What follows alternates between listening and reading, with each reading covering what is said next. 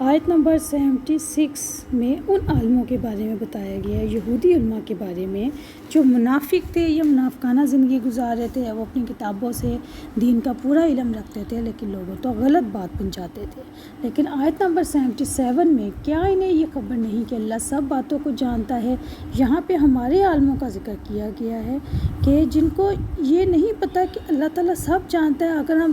جھوٹی سچی جو بھی بات مکس کر کے غلط ملت کر کے لوگوں کو بتائیں گے، لوگوں کو تو نہیں پتہ چلائے گا، لیکن اللہ کو تو پتہ ہے نا۔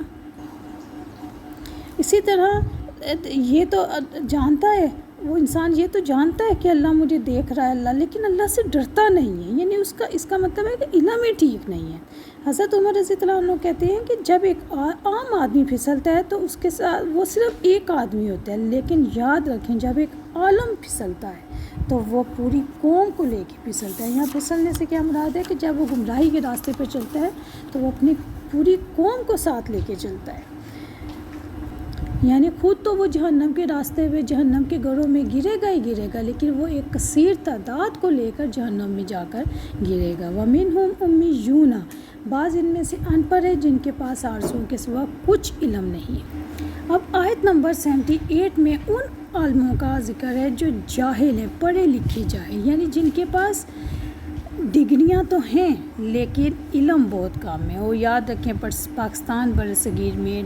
ڈگری لینا یا مدرسے میں پڑھنا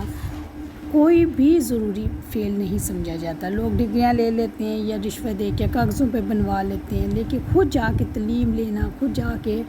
تجربہ حاصل کرنا یہ پاکستان میں بالکل بھی ضروری نہیں سمجھا جاتا۔ صرف ظاہری حلیے پہ دیکھا جاتا ہے۔ کوئی بھی داڑھی رکھ لے، سفید کپڑے پہن لے، شلوار کو اونچا کر لے تو جی وہی مسجد کا امام بن گیا اور امام لگ جاتا ہے، اور جو سچ جھوٹ کہے گا لوگ اس کی بات ماننے لگ جاتے ہیں۔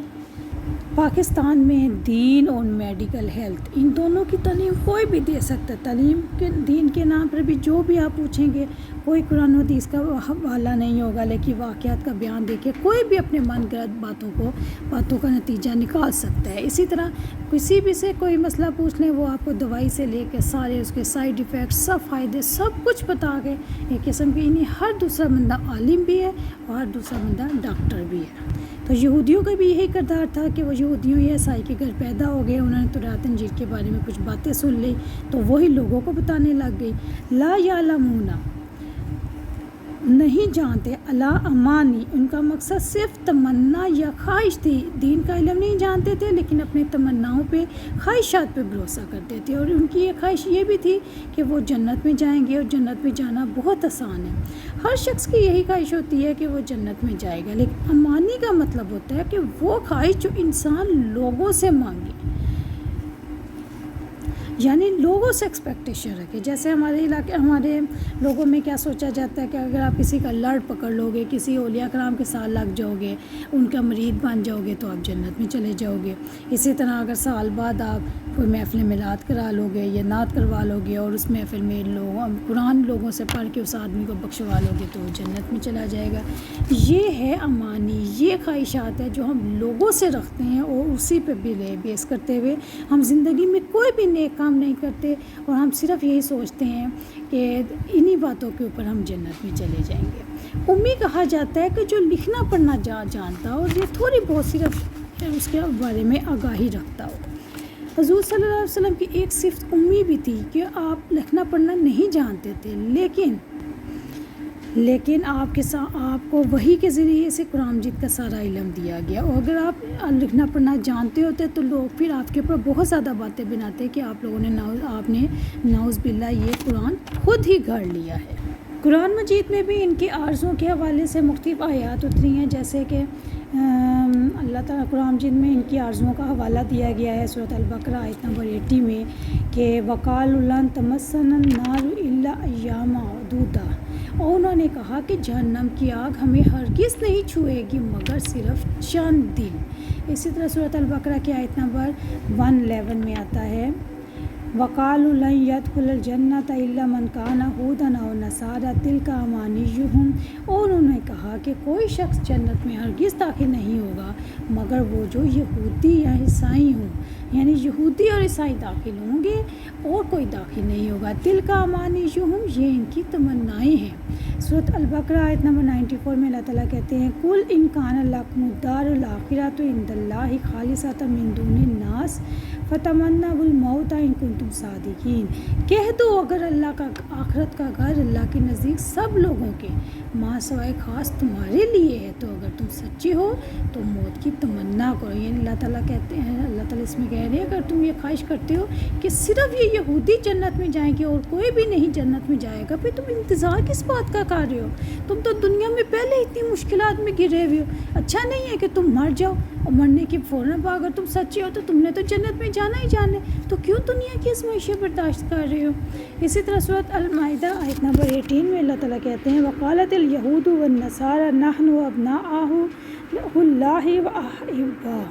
اور یہودی اور عیسائیوں نے کہا کہ ہم اللہ تعالیٰ کے بیٹے اور اس کے محبوب ہیں۔ یعنی یہ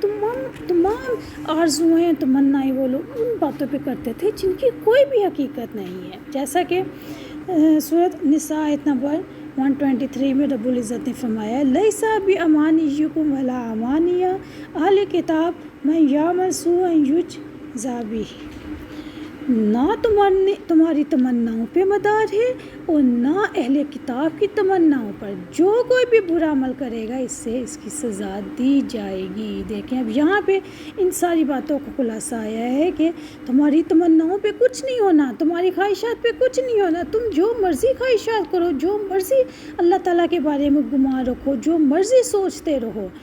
اصل دار و مدار کس بات پہ ہے کہ جو نیک کام کرے گا وہ جنت میں جائے گا، چاہے وہ اہل کتاب میں سے ہے، چاہے وہ مسلمان ہے، چاہے یہودی، اور جو کوئی برا کام کرے گا اسے اس کی سزا دی جائے گی۔ سورہ یونس آیت نمبر 36 میں اللہ تعالیٰ کہتے ہیں ان الظن لا یغنی من الحق شیئا، یقیناً گمان حق کے مقابلے میں کچھ بھی نہیں کام آتا۔ یعنی آپ جو مرضی گمان کر لو، جو مرضی سوچ لو، حقیقت وہی ہے جو اللہ تعالیٰ نے واضح کر دی ہے، اعمال کا دار و مدار نیتوں پر ہے۔ انسان وہم و گمان پر زندگی کی بنیاد کیوں رکھتا ہے؟